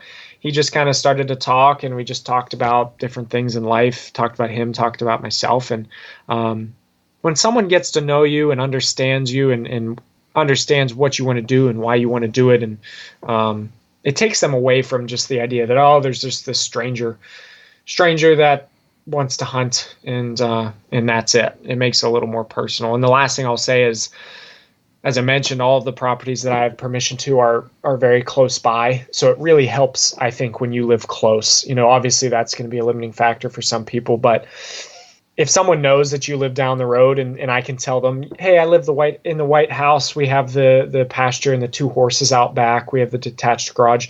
If they know that you live nearby, I feels a lot more comforting for them. Gotcha. So let's talk about some of the gear that you bring into the woods. We've talked a lot about the shot and all that stuff, but how do you decide that you want to try to hunt that spot? What is it that intrigues you about that? And then how do you go in and scout it? And then when you do find it, there's basically a 3-part question here. Once you do go in and hunt it, what are you bringing with you into the woods? You bringing a stand? You placing a stand, or are you just hunting from the ground? Yeah, sure. So the first thing, as far as where I try to decide where I want to hunt, or even if I haven't established permission on a place, is at least in this area, is trying to find something that is unpressured, meaning that I'm in Southwest Pennsylvania, and from what I've seen from the research, in Southwest Pennsylvania, we have the highest density of bow hunters in the country, of anywhere, right where I live. So there's a lot of people out, and there's a lot of people that hunt. So just by the nature of having a piece of property that's unpressured is huge. So most of the farms I hunt, either I'm the only one who hunts them, or very few other people hunt them. Or if other people do hunt them, I get into the areas that nobody else is hunting. So I would say pressure's probably number one to me. If there's a lot of other people hunting, or I know there's someone hunting even in the spot that I want to hunt, I won't even bother with it. Then I look at things like, bedding and food and pinch points and funnels and different things like that. So if I've established just the general area, then like we were saying earlier, I'm looking at the time of year, trail camera information, what I'm seeing based off of scouting, what I know based off of past information. Now that I've hunted these farms, the main farms that I hunt, I've hunted for 3-4 years now. I know a lot of what the deer do, so I love to hunt the doe as much as I hunt a buck. So I guess I'm talking kind of generally here. Okay. If it's for a buck, I do the trail camera stuff and look for scrapes and rubs and stuff like that. But I just kind of like to think of deer as a whole for most of the season, or a lot of it. So along with identifying what property is going to have the most potential, the food, the time of year, all those different things, I add on to that what landowners are seeing, and then what I see for my car. I'm a really big stay out of there type of person, because we do have so much hunting pressure in this area. I feel that if I don't have to go in there, I'm not going to. So I'm not someone who likes to go look for fresh sign, just because, in on some of these properties that I hunt, if I haven't been in there in 3 months, then there hasn't been a human in there for 3 months, as far as I know. So I try to leave it like that. So I go a lot off of past intel, and do use some trail cameras, try to ask the landowners what they've seen. Gotcha. And then just general instinct, like I said, time of year, food, bedding, that sort of thing. Gotcha. So Okay. once I decide that, I have a number of pre-hung stands on the properties that I hunt in this area, maybe a dozen or so spread out over these number of acres. So those are kind of my tried and true spots. If I'm short on time, I'll pick one that makes sense for, again, knowledge from past years, instinct of based off of food, bedding, and what's going on for this time of year, et cetera, stuff like that. So sometimes I'll pick those tried and true stands. And if I'm being honest, sometimes if I'm just being a little bit lazy and it's been a long week and I just want to be able to climb up, I'll do that. I sparingly will use a climber if I feel it's right for the situation. Climbers are loud, obviously, but I do feel they're effective in certain scenarios. I've actually, this year I used a climber once, and it was on November 6th, and that's when I ended up killing my buck, my Pennsylvania buck. So I'll use a climber if I feel that, this scenario is right. I just started to get into the hang and hunt a little bit more with the sticks and a stand. When I hunted in that suburban area that I had mentioned earlier, where I had just gotten permission to, I hunted it twice. Well, I should say on the second time I hunted there, I killed a doe. So the first time I went in, I didn't have any prior time to look at it or scout it. So when I do that, if I'm going into a property just brand new, a lot of times I'll hunt from the ground just so that I can disturb minimally. I can go in, I can find a spot to set up. So in this particular instance, the landowner had a really old pile of firewood that was still stacked in a really nice big pile. So I had a ghillie suit on, and I kind of just tucked myself in and laid into that log pile, and had a great night. I saw 10 doe, 7 of them were within 20 yards. I just couldn't get a shot. Again, I'm hunting off the ground, and then it was really cool. At the end of the night, I had a 1.5-year-old buck within an arm's reach of me. Wow, no kidding. Yeah, it was super cool. Literally an arm reach. I was laying in this log pile, and to my right, I heard shh, shh, shh, and sure enough, this young buck just walked right past me.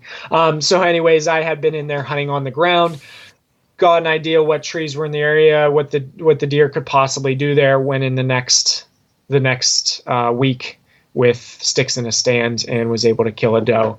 And actually, a nice 3.5-year-old 8-point that, I was already tagged out at that point, but that was pretty cool to have him within range too. Yeah. So pre-hung stands, a climber, if it's going to work, and the 6 in a stand. And then again, I like ground hunting when there is no other opportunity to hunt from a tree. Some areas there just are no trees that are going to work. Either they're not big enough, they're too squirrely to be able to get in, or there's just not a tree that's in the right spot. That happens to me a lot of times. So I'll opt to hunt off the ground, and it is harder. But I've taken a couple of deer off the ground. It's a blast. It's a challenge. The encounters are really, really neat, but it just gives you a little bit of extra versatility. If you can't set up a ground blind, and again, there's no trees in the right spot, or there's just no trees in general, it gives you some versatility to at least give you a little bit of hope, or just open up the opportunity for you to at least try. So that's been effective in the right time and place. It's not always certainly the right option, but it can be useful, that's for sure, in the right time. Gotcha. What do you like for a bow and arrows? I shoot a PSE Evolve. It's 31 inches axle to axle. It's at 71, 72 pounds. Awesome bow, really smooth draw. I like it because it's very smooth to draw, quiet, quick. So that's the bow I shoot. I just shoot a gold tip hunter arrow. It's kind of the middle of the line hunting arrow from Gold Tip. Number one, I'm not a real huge gear junkie. I just haven't really gotten into it, and just hadn't had much of an interest in getting real in depth with that stuff. But number two, and probably the more important factor, is I go through dozens and dozens and dozens of arrows every year. My bow shop loves me because of the groundhog hunting. I have dozens of arrows that are down groundhog holes here in Western Pennsylvania. So I can't be shelling out too much money for arrows. So that's a middle of the line arrow that I shoot. As far as a broadhead, I really like the Rage Hypodermic. I think I've always used it. I've never felt the need to try anything different, because if I put the arrow in the right place, it's just absolutely devastating. I've taken 3 deer this year, and I have watched them all crash within 50 yards.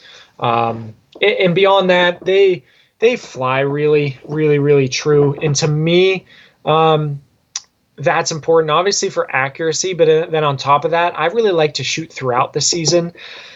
So when someone shoots a fixed blade, it can make it kind of tough to shoot throughout the season, because you're not going to shoot a boatload of fixed blades into your block target. And sometimes I've heard of people getting their fixed blades to fly like their field tips, but I know a lot of times they don't. So that, kind of makes practice a little tough if you don't know if you're hitting in the right place or they're not shooting the way they should. Right. So I just like that hypodermic for those couple of reasons. But as far as equipment, yeah, I think that's the basis run. Yeah, I don't think the equipment makes the hunter, but by any means. No, I think it's it's a tool, right? There are some good tools or some bad tools. Some are better than others. But I think that if you have a pretty good quality tool, which I feel I do, then I put more emphasis on myself, my shooting ability. Yeah, it's nice to have the right tool when you need it, but definitely there's, I think, more important aspects of hunting that makes the hunter than the stuff you bring with you, for sure. So before I get into asking you about your most memorable deer hunt, I got to know, how do you hunt groundhogs with a bow and arrow? Oh man, it took me a lot of hunts to figure it out, but there's 2 styles. I break it up into 2 styles. The first one is spot and stalk, and some people could conclude what that would mean. So I'll see a groundhog pretty far off and try to find the best route out of sight to get to it. So it's really important to know that groundhogs have incredible sight. I routinely have them spook back into their holes when I'm 200 yards away. So they have incredible sight. So sometimes it's spot and stalk. That happens a lot with more open ground. And then the other is, I've phrased it just for myself, but I call it creep and kill, meaning that I'll slowly work through an area that I know has a lot of groundhog holes, whether that be an embankment or a wood line, or even just a ridge running through a field. I'll slowly creep through, and I'll be looking. And a lot of times the encounters will be really close. It'll be 30 yards, 20 yards, 15 yards, and it's a quick shot. It happens quick. But I think the thing that helps me the most is that I've hunted the farms that I hunt for groundhogs, I've hunted them a number of times. So I truly have hundreds of groundhog holes memorized. I know exactly where they are down to the foot. So I'll kind of make a route in my head that I want to travel, and travel along that. And I'll either see one out from a distance and try to make a stalk, or I'll creep along that. And I could talk about it for forever. But I'll save most of it. But there's a lot that goes into it. Again, the route that you take, you do have to consider the wind. You do have to consider putting yourself on a horizon. You do have to be very visual. You're using your glass. You're thinking about, is the sun at my back? Is the sun at his back? There's a lot of different things, excuse me, but it takes a lot of stealth, a good route, and a good, I guess, stalking strategy or stalking ability, and then just memorizing the holes and making some good shots. So it's a lot of fun. It's excellent practice. It really is helpful for the farmers for crop damage, protecting the livestock, to try to limit the number of holes in pastures, and then unstable ground from the holes too. So the farmers really appreciate it, and I'm happy to do it for them. Nice. It seems like a good way in too, if you wanted to. Yeah, it really is. Yeah. I've gotten a number of properties to whitetail hunt and turkey hunt on from starting with groundhogs. Nice. Very cool. Yeah. Well, let's put it all together and go on a memorable deer hunt, and kind of bring the shot, the biomechanics, your scouting techniques, your groundhog hunting techniques. Let's see if we can put it all together. Where are we going to go on your hunt? So we'll go to a meaningful hunt for me, a meaningful place. And I had mentioned it briefly. It was actually the same farm that helped really motivate me to start archery strong, but it's no longer, sadly. It was a 60-acre horse farm here in Mars, PA, and it was called the Stonehouse Farm. And ever since I was a boy, my mom had horses at this farm, and she would take me to this farm, and I would play in the stalls, and I'd sweep the aisle of the barn and go look for snakes in the hayloft. And I grew up there essentially. And when I was old enough, I had my first job there, tossing hay bales and doing some weeding and some different things, when I was probably 11 or 12. So I grew up there. The farm meant a lot to me. It really helped refine my character. It was an escape for me. It was a place of solitude for me, and ultimately a place of adventure for me. So I continued to work there, just here and there to help the woman who owned it. She became a very, very, very dear friend, kind of like a grandmother to me. And I worked there up until last year, and she had broken the news to me that with all the development going around, they were going to sell their farm, and they wanted to sell and move to Florida. It was, again, a horse farm, so they wanted to move to a horse area in Florida. And that was obviously just really sad, really devastating. This 60 acres was just the absolute pinnacle of a whitetail farm. It was just a horse farm. There were no food plots or hinge cutting or anything, but it just had everything. It had really nice hay fields. It had thickets because it had been logged. It had a stream running through it. The access was good. And the best part is I was the only one who hunted it. Just an awesome place. I'd taken a number of deer. So this farm was being sold, and I had hunted it throughout the fall and was trying to enjoy it. And it got to be mid-October, and the very next day, the ownership of the farm was going to change. So this evening was my last hunt. I don't remember the day in October, but it was in October, and it was going to be my final hunt there, the last time I could hunt. So I think I wanted to go out with a challenge, so I decided to hunt from the ground. I had pre-hung stands set there that had been super successful, but I just wanted to do something different. So bordering this farm was an old abandoned Christmas tree farm. And this Christmas tree farm is only 10 acres, I think, but I truly believe that every bit of 30 to 40 to 50 deer would bed in on this 10 acres. I mean, I had nights where the best night I was ever there, I saw 52 deer pour out of that bedding area. Wow. Just awesome. So I thought, all right, I'm going to get on the edge of the pasture, which is the property line as well. The edge of the pasture, it slopes down to a creek, and then it slopes back up into the abandoned Christmas tree farm. So I was tucked into a little brush pile. It was a brush pile that I had actually made, not purposely for hunting, but a tree had fallen on the fence and the horse trail. So I cleared the brush and put in a pile. So I tucked myself in that pile, and I'm sitting there enjoying the evening. It's beautiful. And wouldn't you know it, the wind's just the exact opposite of what it should have been. So I may have heard a deer snort or something or blow, and I thought, you know what?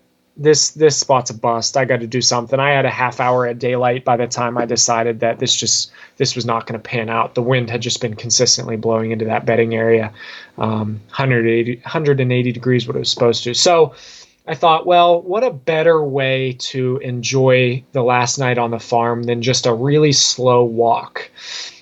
So if you picture this farm like a square.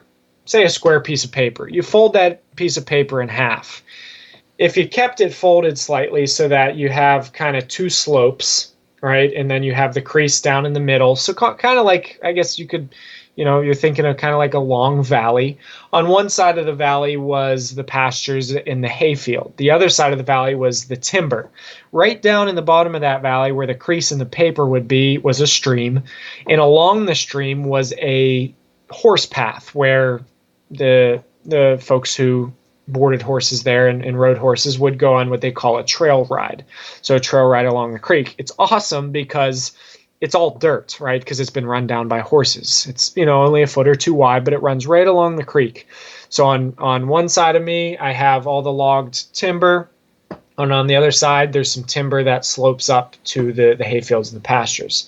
So I'm on the complete opposite end of the farm. And again, the wind's blowing the wrong direction. So I'm going to be able to walk all the way along this creek, all the way down through the bottom of this valley on this horse trail with the wind in my face. So I did so. Again, I had a half hour, maybe a little bit more daylight left. So I walk all the way along, just kind of slowly going and looking, just enjoying the night. And I actually didn't see, I don't think I saw any deer as I was walking. So I got all the way down to the end of the farm, and I curved back up to where the hayfield is. And I just poked my head out of the wood line, looking back to kind of where I'd come from, down the hayfield and down the pastures. And there's a group of about 10 or so doe just right off the edge of the wood line in the field. And they're just standing and they're feeding, and they're perfectly fine. They feel safe. They don't seem alert at all. So I thought, well, you got a little bit of light left. This is kind of my opportunity. So I just slowly started to walk. I just kind of hugged the wood line, but slowly started to walk. I had my ghillie suit on, so I was well camouflaged. And as I was starting to walk, I noticed a doe broke off from the group of doe. And she's walking along the wood line, but she's walking right at me. This doe group was probably 150 yards away, and she's kind of walking, kind of trotting, just along the wood line. And so I just kneeled down. I'm in maybe 1 foot tall grass, 1 foot tall hay. And I just kneel down. I kneel down. I'm on both knees. I'm sitting on my butt. I've got my left shoulder pointing towards her so that I could draw and shoot. And I'm just sitting there, and she's coming. She's walking. She's trotting. She's at 100 yards. She's at 90. She's at 80. She's at 70. And I'm thinking certainly she's going to pick her head up at some point, see me, do the little duck, head side to side, up, down type of thing they do. Yep. And then she's going to turn around and she's going to trot off. But her head's down, just looks like she's smelling she's just kind of smelling, she's just kind of looking, and she keeps coming. And she's coming. She's at 50, she's at 40, she's at 30, and I can't believe it. And she's coming, she's at 30, I draw, she's at 20. She gets to 10 yards facing me, just head on, and she finally picks her head up and she stops. She wasn't alert, like, oh crap. She was just like, what is that? And she's facing me at 10 yards. I'm on my knees. I'm at full draw. And I center my pin on that small hole below the neck between the shoulders. Yep. And I let that arrow go. And she takes off and she runs maybe 30 yards and just barrels into the wood line. And I couldn't believe it. I think I pulled out my phone and called my fiance immediately. I was so excited. It was just the most awesome ending to my time there at that farm and with that hunt. And the blood trail was massive. I was shooting actually a Rage Tri-Pan that night to try those out. And blood trail was massive. It went all the way through her, hitting the heart, hitting the lungs, all the way through. The only thing that hadn't come out were the fletchings. And she had only gone 40 yards and piled up. And man, it was just so awesome. I went up, I got my truck, drove down into the hayfield and loaded her up. And it was just a really cool ending to that farm and a really cool hunt. I mean, I can picture it so vividly. I just couldn't believe it. I was just shocked that happened. Just super, super blessed. It's cool. Sometimes they surprise you. That's for sure. Yeah. What a great way to end on a high note off of a farm that meant so much to you. That's pretty cool. Yeah. It was special. It was exciting. It was definitely a memory that I'll cherish for a while.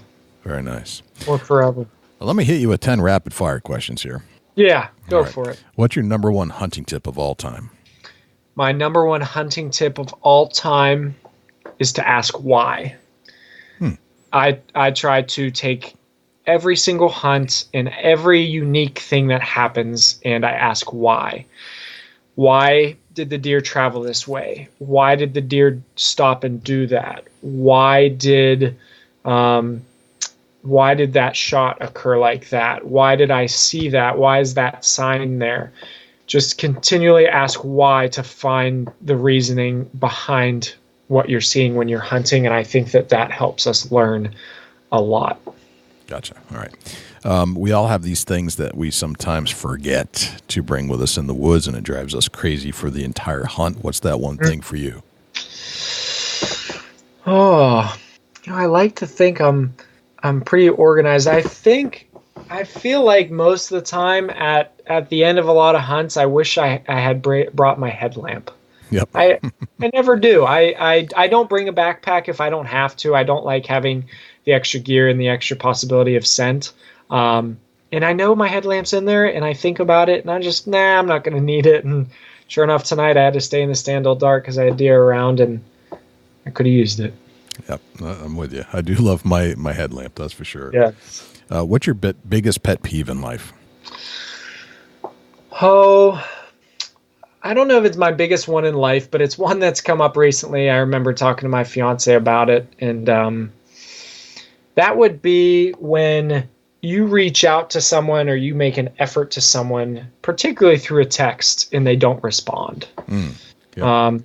Sometimes someone will they'll text me and they'll ask me something and I'll give them an answer or something, or try to start a conversation. They won't respond, or I'll, text somebody that I'm thinking of them or hope they're doing well or something and won't get a response.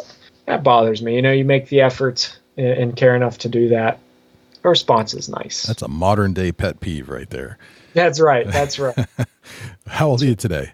Today I am 25. 25. All right. What would you tell the 16-year-old Christian Williams, knowing what you know today about life? Think about the future. I felt like, man, when I, back when I was a teenager, all I cared about was shooting groundhogs, where the best party was at, and, is there gas in my truck?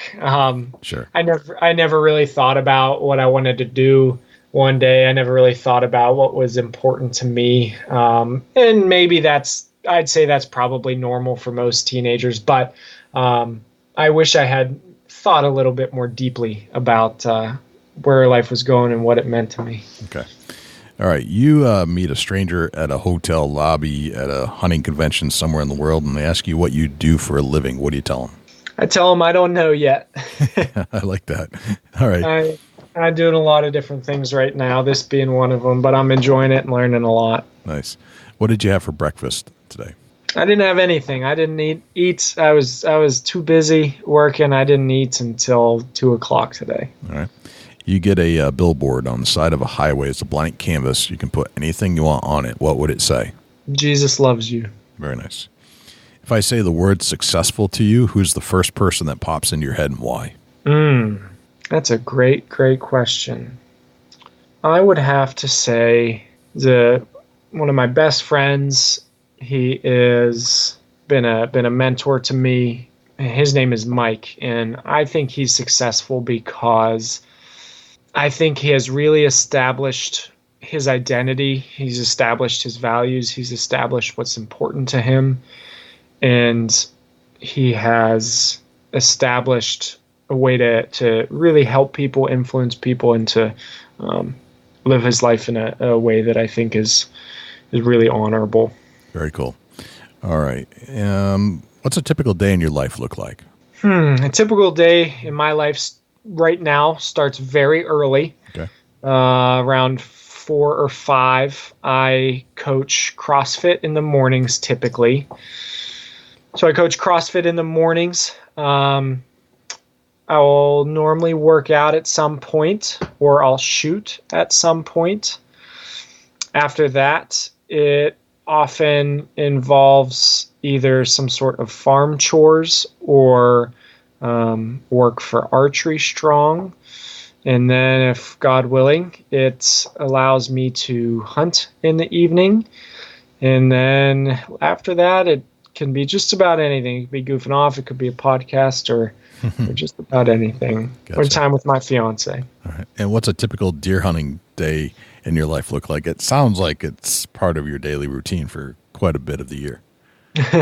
Yeah, I've been really lucky the past couple of years just with my work situation. A lot of self-employment type jobs, a lot of flexible jobs, and a lot of ability to schedule my work the way I want it. So I've been able to hunt a lot. I love to hunt evenings. I will hunt mornings, but 95%, 98% of my hunting is in the evening. So I try to give myself a general rule that I like to be in the stand 2 hours before last light. So not 2 hours before sunset, but 2 hours before last light. So for instance, tonight, last light was at 5:40. So I was in about 3:40, 3:45.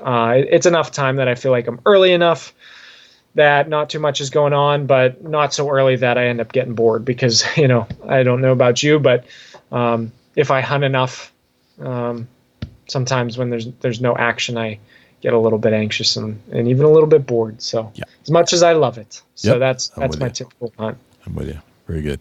Well, I got to tell you, Christian, this has been a absolute blast. I've learned a lot about the physiology of the bow shot and the biomechanics, and you've gone deeper than a lot of our guests, I think, would even dream of going on a particular subject matter. And it's been really refreshing and interesting to have you talk about those subject matters, which I can tell you're passionate about.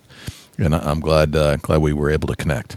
Yeah, I am too, Jay. I really appreciate the patience and the opportunity to talk through it. Like you said, I'm passionate about this stuff. It means a lot to me, and anybody who's willing to listen, and anybody who may want some help, that's why I'm here. That's why I do this. So it's exciting for me to come on this, and I love talking. I love talking about archery and bow hunting, so it's been great. Thank you. Very cool. And if we have created more questions than answers, as we sometimes do on this show, where can people find you on social media? How do they connect?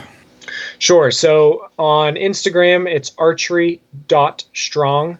So archery and then a period strong. We're on Facebook. Feel free to reach out through email. It's christian@archery-strong.com.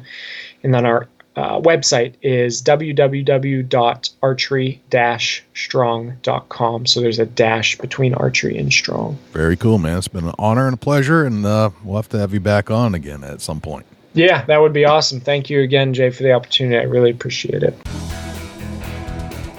Well, I do appreciate Christian coming on the show and kind of breaking that all down. I think the off-season's a great time to start working on your bow shot, really get honed in and get some of that so-called muscle memory built up for the next season. And hey, I like his idea. Let's go shoot some groundhogs while we're at it, make some friendships with some farmers, and see where it brings us. Once again, thanks to Christian Williams for coming on the show and letting us know all he knows about the biomechanics of the bow shot. Dusty, where can we find you when you're not hanging out here in the studios with me? Shoot me an email, dusty@bigbuckregistry.com. You can look me up on Instagram and Twitter @ChasingAntler, Facebook.com/Chubby Tines Outdoors. Jay, where can the people reach out to you, or you're not on the mic? Likewise, you can shoot me an email, jay@bigbuckregistry.com, and you can visit us on Facebook, facebook.com/bigbuckregistry. We're also on Twitter, which is twitter.com/bigbuckregistry. We're also on Instagram, instagram.com/bigbuckregistry, and YouTube, which is youtube.com/bigbuckregistry. On YouTube, you can listen to all of our podcasts in their entirety. As far as videos are concerned, it's a boring video, but the audio content is there, so you can actually listen to our podcast. You can also listen to all of our live shows that we've done on Thursday nights when we do them, and we've gone back and re-interviewed a lot of our previous guests we had on the show just to put a face to a voice, let's put it that way. You can always listen to our show on other places as well, not just YouTube. We're found on Stitcher, TuneIn Radio, iHeartRadio, Spotify, Google Play, and as an Amazon Alexa skill. Go to Alexa and say, Alexa, enable Big Buck Registry. And if you would like to submit a buck to our page for consideration and be featured on our page in front of 250,000 diehard deer hunting fans, all you have to do is go to bigbuckregistry.com/mybuck, and all of the instructions will be right there. I think that's pretty much everywhere we're at. I think that's a wrap, Dusty. That's a whole lot of big buck, Jay. I'm Dusty Phillips. And I'm Jay Scott Ammann. We'll see you next time right here on the Big Buck Registry's Deer Hunt Podcast.